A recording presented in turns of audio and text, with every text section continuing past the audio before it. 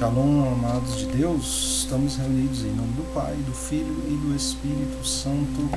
Amém. Proclamação do Evangelho de Jesus Cristo segundo João. Ora, havia em Jerusalém uma piscina probática, em hebraico Betzatá, com 5 pórticos.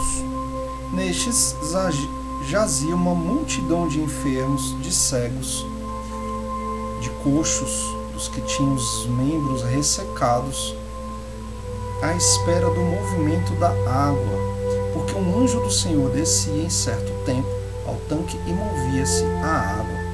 E aquele que primeiro entrasse na piscina depois do movimento da água ficava curado. Achava-se ali também um homem enfermo há 38 anos. Vendo-o deitado e sabendo que de há muito estava enfermo, disse-lhe Jesus: queres ficar são? Respondeu-lhe o enfermo: Senhor, não tenho homem algum que me lance na piscina quando a água é movida. Porque enquanto eu vou, desce outro primeiro do que eu. Disse-lhe Jesus: levanta-te, toma o teu leito e anda. No mesmo instante ficou são aquele homem e tomou o seu leito e começou a caminhar. Palavra da salvação. Glória a vós, Senhor. Bem, queridos, nós estamos hoje no 4º dia da primeira semana, 16º dia. E hoje nós vamos meditar no abismo do nosso nada. A gente viu, tomou noção, do pecado que há em nosso corpo, em nosso ser. A gente meditou sobre os nossos maus hábitos pecaminosos, as consequências desses maus hábitos. E hoje a gente vai mergulhar nesse abismo de nós mesmos, que é o abismo do nosso nada, para ir de encontro à fragilidade nossa, a ignorância que nos torna tais quais aquele paralítico que a gente viu hoje na palavra. A gente está entrevado de todas as formas, somos incapazes de qualquer bondade. Então, no primeiro ponto de hoje, o nosso nada. Queridos, Deus é aquilo que é. Nós somos aquilo que não é. Nós viemos do nada. Mas Deus, Ele é desde sempre. Desde toda a eternidade. Não é isso? Então, antes de Deus nos criar, nós éramos nada, ninguém nos conhecia, a gente não ocupava o pensamento de ninguém, e desse nada, Deus quis criar, por conta do seu amor, da sua misericórdia, Ele quis te criar, me criar, do nada. Então, a gente não pode viver senão em Deus. Até mesmo aqueles que não prestam o culto a Deus, o justo culto a Deus, e até mesmo aqueles que prestam culto conscientemente a Satanás, mesmo esses se movem e vivem em Deus. É impossível você existir fora de Deus. Por que eu falo conscientemente prestam culto a Satanás? Porque São Paulo nos explica que para a gente fazer o bem, a gente tem que trabalhar, tem que ter obra. Para fazer o mal basta ficar quieto. Então, da mesma forma que só tem quem busque, quem que todo mundo está buscando a Deus, só que alguns sabem disso e outros não, né? Esses que não sabem que estão buscando a Deus, eles estão adorando ao diabo. Não tem meio termo. Não existe, eu sou agnóstico, eu sou ateu, eu não acredito em nada. Ou você está trabalhando para Deus ou trabalhando para o maligno. Porque para você trabalhar para Deus, você tem que ter obras, né? Você tem que fazer um esforço violento, né? Radical, de morte de si mesmo, né? Caso contrário, caso você apenas esteja, né, indo com a maré, você já está em conformidade com o mundo, né? E por conta disso você já está ali louvando, né, ao diabo através das coisas do mundo. E alguns desses ainda são conscientes, né? Eles realmente estão na religião satanista luciferiana, né? Então, já que a gente veio de Deus, a gente veio do nada, e éramos nada, tudo, né, que há em nós, tudo que há de positivo em nós, ele veio de Deus e é mantido por Deus. Então, se Deus se retira, o que sobra de você? O nada. Antes de Deus te criar, você era o nada. Não foi Satanás que te criou. Não foi o diabo que te formou, que te nutriu. Ele nutriu a tua carne no pecado, né? Mas não é através dele que você se move. Por que prestar culto para o mundo, para ele? Se Deus se retira, sem Deus a gente volta a ser o nada. Então eu pergunto, do que é que a gente tem tanto orgulho, que o orgulho é o pai de toda miséria? Se tudo que há de bom em nós veio de Deus, e tudo que é nosso é frágil. O nosso corpo é frágil. Nesse momento que a gente vive, mais do que nunca a gente percebe. Qualquer coisinha debilita a nossa saúde. Um sopro, um atravessar de rua, né? A gente vive como se fosse eterno, sem raciocinar, sem pensar na morte, mas todo mundo sabe o quão nós somos frágeis. O nosso espírito, que depende do corpo, está enraizado no corpo. Olha quanto é frágil o nosso espírito. É frágil o nosso corpo, é frágil o nosso espírito, né?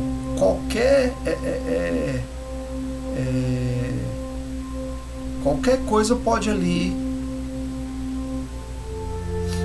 a nossa mente, né? Qualquer coisa pode ali, um traumatismo, uma doença, enfim, qualquer coisa pode perturbar aí nosso espírito, a nossa inteligência. O que a gente tem? A estima que a gente tem pelos outros ou que os outros têm por nós. Quanto que é frágil, né? Qualquer coisinha que a gente falar, hoje em dia, se a gente tiver uma opinião diferente, acabou a estima. Bem material. Bom,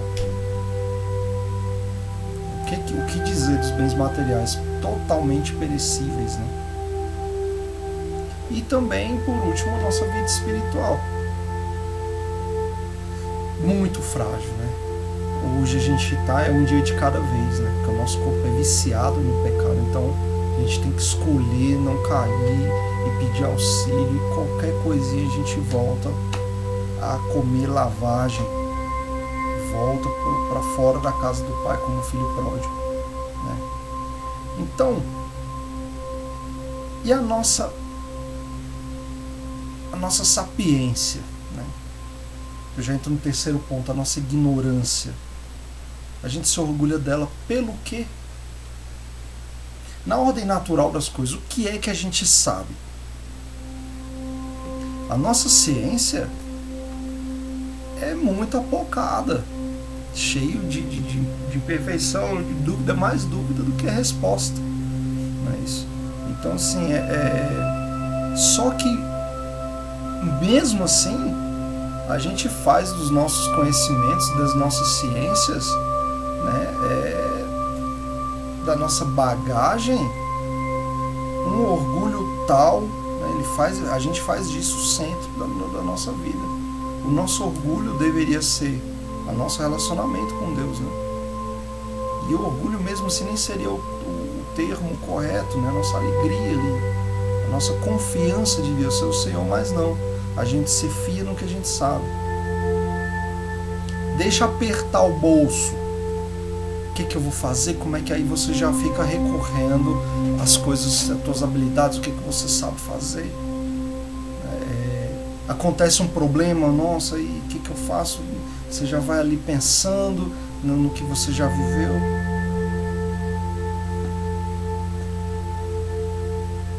Alguém me sabatinou, eu preciso me preparar, Então quer dizer, apertou o bolso, coisa vai confiar, cara. Quem que é o dono do ouro e da prata? É o Senhor. Então vamos lá. Senhor, me ilumina. Ele já te deu os dons, o que eu faço, como eu faço? Sempre no Senhor. Aconteceu um problema, não recorre às tuas faculdades, recorre ao Senhor. E confia, fica tranquilo. Mas quer falar de ciência? Quer falar de fé? O conceito da fé é a firme certeza no que não se pode provar. Não é isso? Então vamos lá. Então, por exemplo, eu tenho fé em Deus porque eu não posso provar a existência de Deus, correto? Então eu preciso ter fé, eu preciso acreditar. E que bom que você crê, né? Bem-aventurado, como Cristo disse, o que crê sem ver. Mas vamos lá, se você precisa de fé para acreditar em algo que você não tem nenhum tipo de prova, vamos falar de ciência. Vamos falar da ciência da matemática e a física. O conjunto de coisas, de coincidências necessárias para que haja a vida, torna a vida matematicamente impossível. Porque é preciso se organizar. Existe até a teoria do relógio para explicar isso. Se você... O que é o Big Bang? Uma explosão, não é isso? Energia, movimento. Se você colocar todas as peças de um relógio dentro de uma caixa e gerar energia, movimento é energia, você está balançando a caixa, está gerando energia. Não importa a força, não importa o tempo que você balance, as peças do relógio não vão se encaixar de maneira que funcione, porque matematicamente a probabilidade disso acontecer é quase impossível. Elas não vão se encaixar. É preciso haver uma inteligência por trás disso.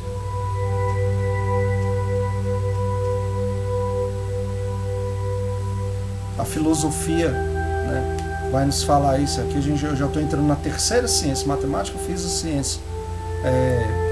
Filosofia coloca um alfabeto nos papéis e balança e joga aleatoriamente. Elas não vão se organizar. Você precisa de maneira que uma frase, uma palavra que seja montada e faça sentido. É preciso haver uma inteligência por trás. Vamos falar de arqueologia, né? Já vou entrar na quarta ciência, arqueologia. Muita gente, e cristãos, até cristãos, falando que as histórias do Antigo Testamento e do Apocalipse são metafóricas. É triste. Eu vejo até padre falando isso. É muito triste isso.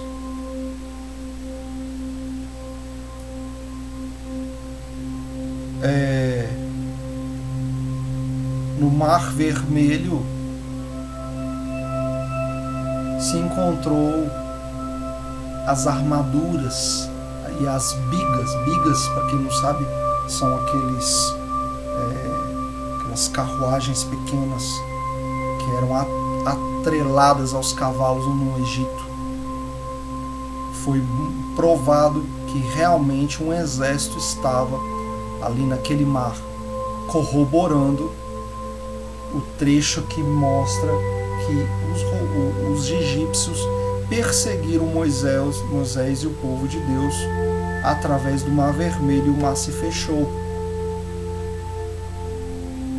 Vou parar por aí não. Enquanto eu falo, enquanto você está vendo esse vídeo, já existe há alguns anos uma escavação, né, que acredita ter encontrado Sodoma e Gomorra. A palavra nos fala que choveu fogo do céu.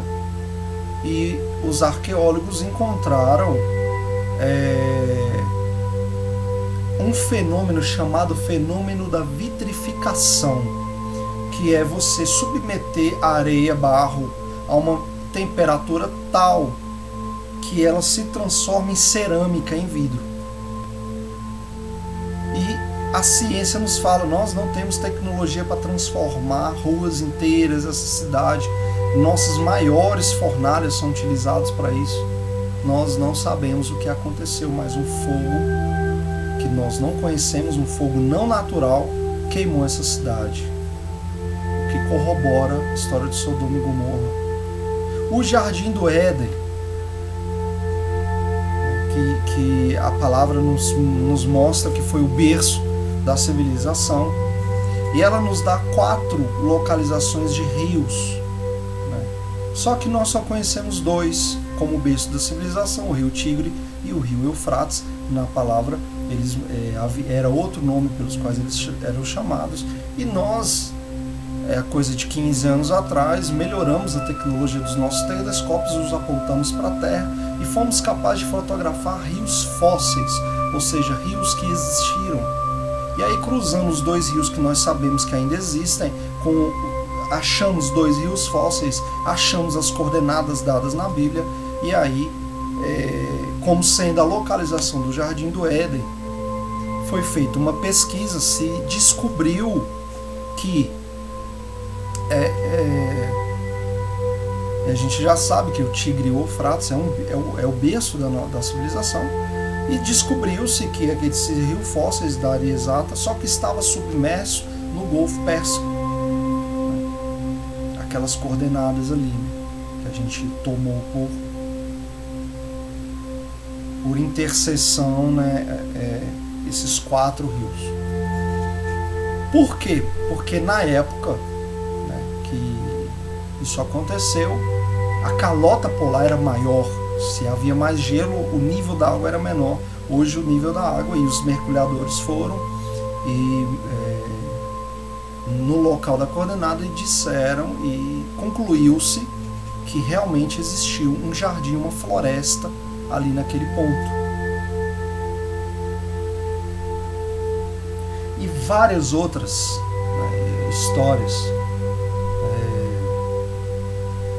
Eu vou pegar aí, vamos falar do Jesus histórico, né? Já falamos o que? 4 ciências, vamos falar de psicologia. Do ponto de vista da psicologia, partindo de 3 princípios, né? 1. Jesus não existiu, foi inventado pelo homem. Outro princípio possível seria: Jesus existiu, mas ele não era Deus, apenas um dos pensadores que nós tivemos, né? Como vários que já tivemos aí.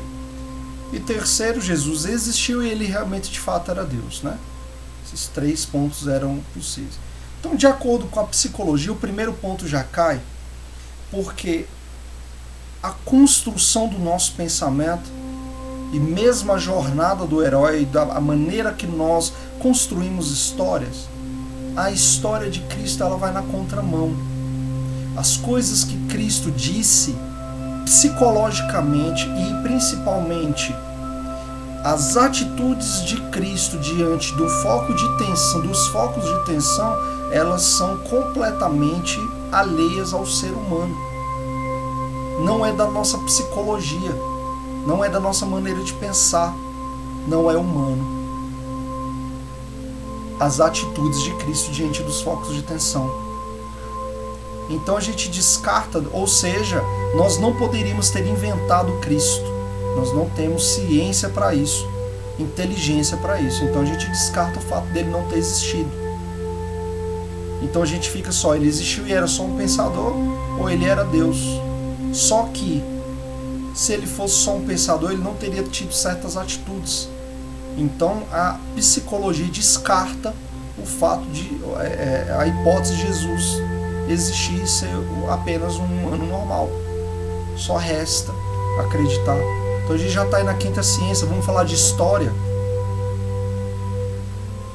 História e unindo história e psicologia, você não morre por uma mentira. Você não prega uma mentira até as últimas consequências. Psicologicamente, se o que Cristo disse não tivesse sido embasada por Deus, se não tivesse uma força ali, as pessoas não teriam, no decorrer desses milênios, isso acontece até hoje, morrido defendendo o que elas, o encontro que elas tiveram com Cristo. Todos os apóstolos foram mortos, com exceção de João, que morreu exilado na ilha de Patmos. E lá ele escreveu o Apocalipse, que tem na Bíblia.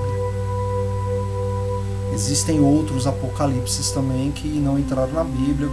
Tem o Apocalipse de Pedro, o Apocalipse de João, ele vai falar mais sobre os sinais e as coisas que vão acontecer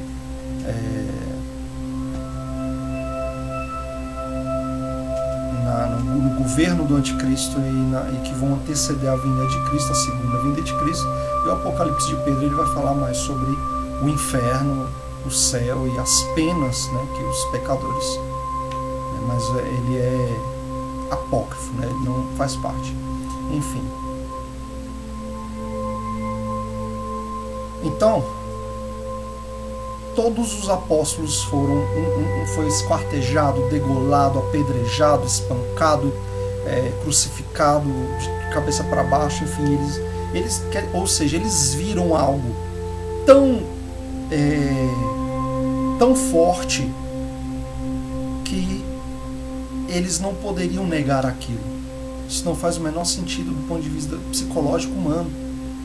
Se eles tivessem visto uma mentira, ou alguém inventou aquilo ali no momento que eu vou te matar, opa.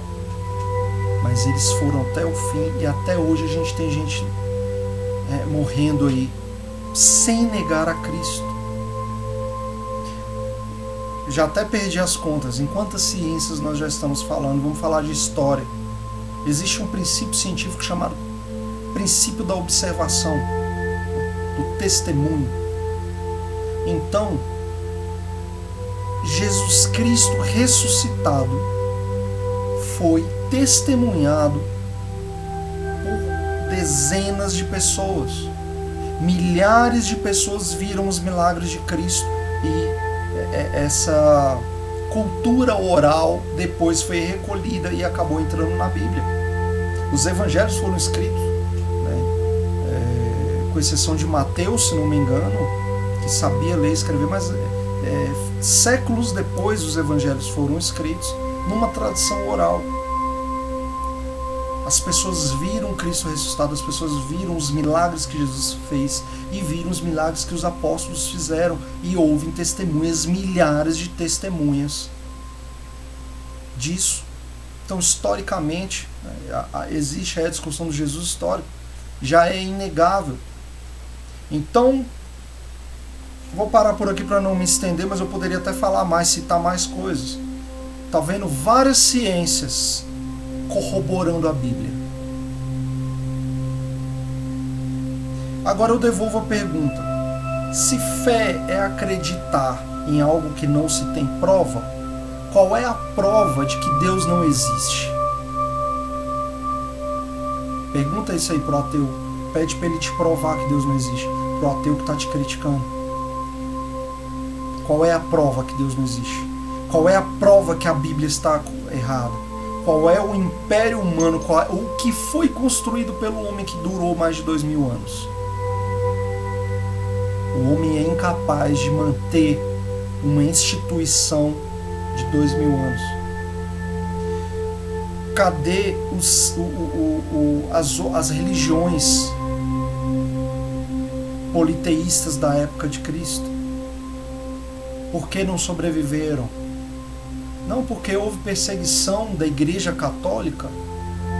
Ninguém, queridos, religiosamente falando, foi mais perseguido que os cristãos.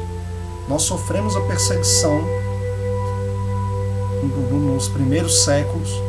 Houve a conversão do imperador romano. Passamos a combater as falsas religiões, sim. E voltamos a ser perseguidos nos dias de hoje. Historicamente, vai ver lá quantos conflitos as cruzadas tiveram e quantos conflitos as religiões do Oriente Médio já fizeram. Quantas vítimas, mas ninguém fala. Certo? Então, qual é a prova que a Bíblia está errada? Então, se fé é acreditar em algo que não se tem, indício, prova, algo que não se tem certeza, e já que as ciências estão corroborando, né, tem mais indícios de que Deus existe, mais indícios, né, de que a Bíblia está correta do que o contrário, então é preciso ter muito mais fé para ser ateu do que para ser cristão.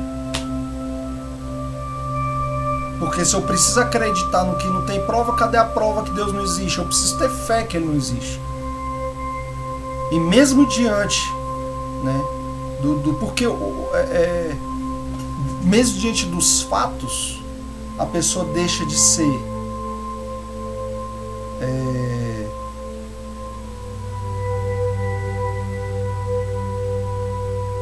como eu posso dizer, a pessoa deixa de questionar para ser negacionista.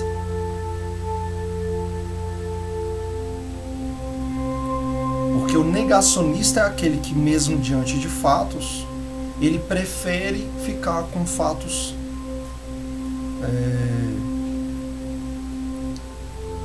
frágeis, né?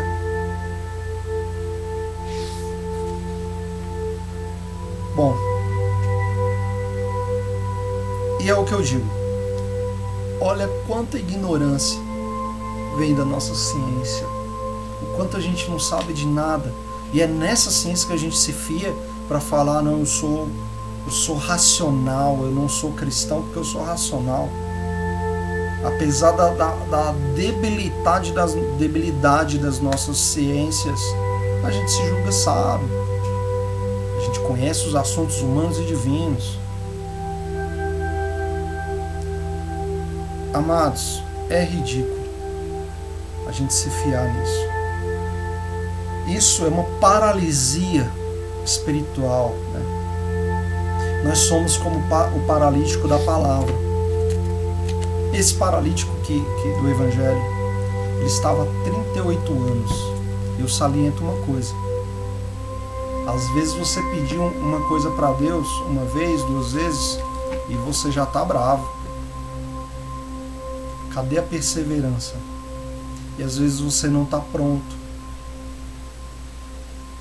E olha que interessante.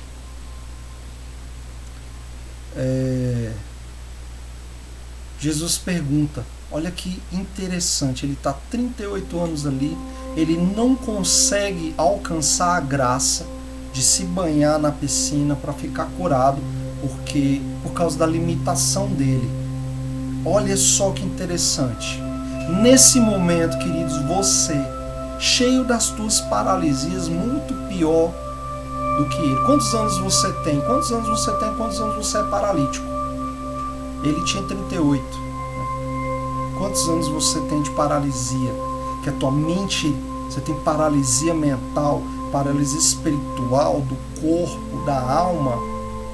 Quantos anos aprisionado? Tentando, você até quer, mas não consegue alcançar. E mesmo assim Jesus chega para ele e pergunta, você quer ficar são? E você? Parece uma pergunta estranha, né? Mas quantas pessoas não querem? Quantas pessoas se deparam com essa consagração e não querem? Quantas pessoas escutam o nome de Deus e tem aquele repúdio, fingem que nem estão ouvindo? Mesmo assim, ele respondeu. Olha só o que ele fala. Quer ficação? Ele não fala quero. Ele fala... O que ele vai falar? Ele vai falar de adversidade. Não, sabe o que é? Quantas pessoas a gente conhece assim?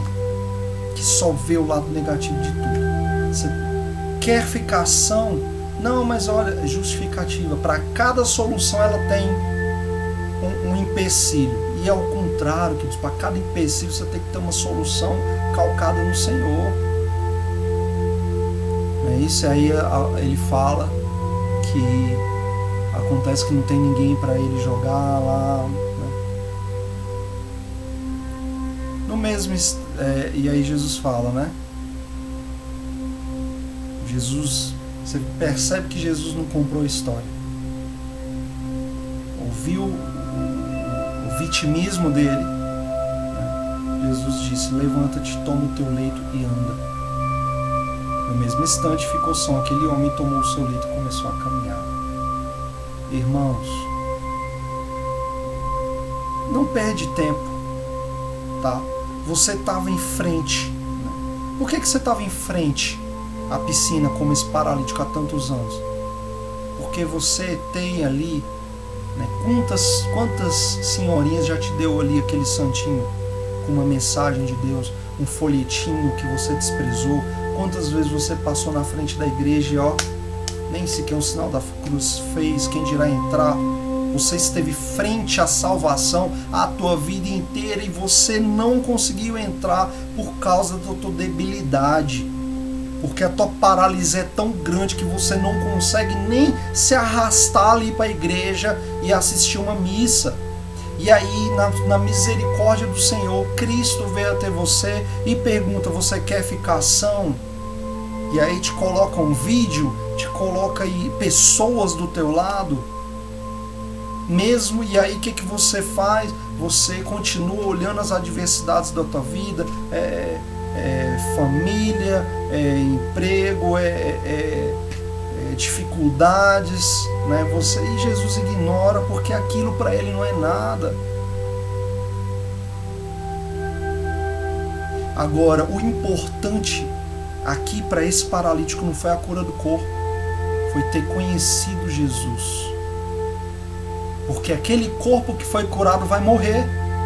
Ele vai morrer de novo. Ele já estava ali debilitado, foi curado, mas vai morrer, aquilo vai perecer.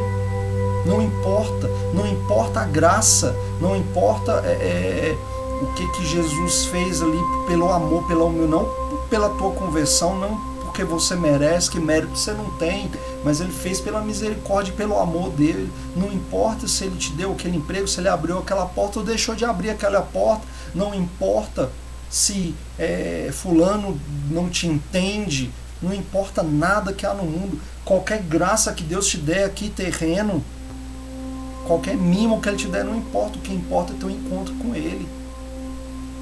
Se você encontrar com Cristo e ele não fizer nada com você, já valeu. O que importa é o encontro com ele. O que adianta saber a ciência de tudo, né? Saber tudo. O que adianta se você ser o maior intelectual, se você não tem Deus? Porque você sem Deus não é nada. Você veio do nada e sem Deus você volta a ser nada. É muito melhor, irmãos, você ser humilde ali de pensamento. Já vi aquele senhorzinho, aquela senhorinha que é humilde, que mal sabe falar, mas que tem uma fé. Aquele cara na ordem da graça. Você que teve acesso a estudo, que é a cultura, né, que fala bem, você tem que ralar muito o joelho na oração para chegar no nível ali de simplicidade daquela e poder daquela fé. É muito melhor você ser humilde. ter uma simplicidade de pensamento e servir a Deus do que você for, por exemplo, um filósofo soberbo. É muito melhor você ser um burro sábio do que um inteligente tolo. Burro aos olhos do mundo, né? Porque a sabedoria, ela vem de Deus. E como é comum, né, o tolo se vangloriar da tolice. Você já viu aquela pessoa, quanto mais babaca ela senta do seu lado, já teve a experiência de sentar com uma pessoa babaca? Ela senta na sua frente e vai te contar as babaquices dela com o maior orgulho. Nossa, aí fulano, e aí eu falei tal coisa pra fulano assim, eu humilhei a pessoa. E ela tem o maior orgulho. A pessoa tola tem orgulho da tolice. Que triste. Ela se vangloriando de algo que é.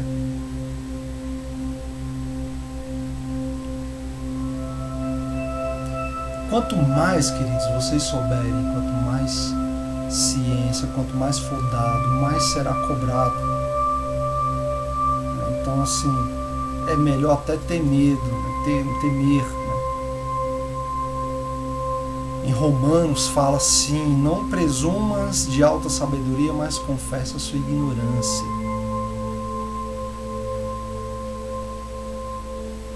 Então, quando você vê alguém pecando, né, publicamente, você não deve se julgar melhor porque você está no caminho, né, porque você se guarda daquele pecado. Você não sabe até quando você vai conseguir, né, se manter livre, né, do pecado. Então, a gente nunca deve julgar que aquele irmão que está no pecado ele é pior, enfim, não deve julgar de maneira alguma. Ele só está vivendo uma situação que amanhã pode ser você. A gente está justamente, né, esse caminho de consagração, ele não deve te dar uma soberba. Você é consagrado porque você é pior do que as outras pessoas, porque de repente a outra pessoa até consegue caminhar sem essa consagração e você não. Se você foi chamado, né, se alguém chegou, olha, vê esse, e aquilo ali não é coincidência, não foi a pessoa que te apresentou esse vídeo, que te chamou, não foi a pessoa que te falou da consagração, não. Esse chamado foi de Deus, porque você precisa. Tá? A pessoa que está na igreja, a gente vê muito, poxa, nossa, fulano está na igreja e ele fez isso, tá? Ele está na igreja porque precisa, para de julgar. Precisa às vezes mais do que o outro, né? Então aí para isso a gente precisa dessa devoção, para a gente justamente não estar no lugar daquele irmão, a gente ter misericórdia. E existem algumas promessas aqui, ó. Primeira coisa, para quem é fiel a essa devoção: pelas luzes que o Espírito Santo vos dá, através de Maria, você conhecerá a tua própria maldade, corrupção e incapacidade para o bem. Segunda coisa, Maria vai te fazer participante da fé dela. Ela não tem mais fé porque ela está na presença de Deus, né? Mas ela foi a criatura de maior fé. Então ela vai te emprestar a fé dela. Terceira coisa, ela vai tirar o desregro do teu coração, aquele inescrúpulo que há, né, no teu coração. Ele vai te libertar. Quarta coisa, ela vai te dar confiança em Deus e nela, né? Primeiro, porque você vai se aproximar de Deus através dela. Segundo, porque ela vai te dar os méritos dela, né? Então assim, você vai poder dizer para Deus, quando Deus olhar para você: aqui está Maria. E Maria é a obra-prima dele. Terceiro, porque, olha, isso é fantástico, queridos. Você está se dando para Maria e Maria está se dando para você. Essa consagração, ela é mútua. Até arrupiei. Quando você se doa, se consagra a Maria, ela faz o mesmo por você. Você está com ela e ela com você. Para sempre. Aconteça o que acontecer, e ela vai vencer em todas as batalhas. E você, por estar com ela, vai vencer também. E ela vai substituir. Quinta coisa, ela vai substituir teu espírito. Lembra que a gente tem que odiar o nosso espírito, ela vai trocar o teu espírito vai passar a ser o espírito dela. Amém, irmãos? Estávamos e sempre estaremos reunidos em nome do Pai, do Filho e do Espírito Santo. Amém.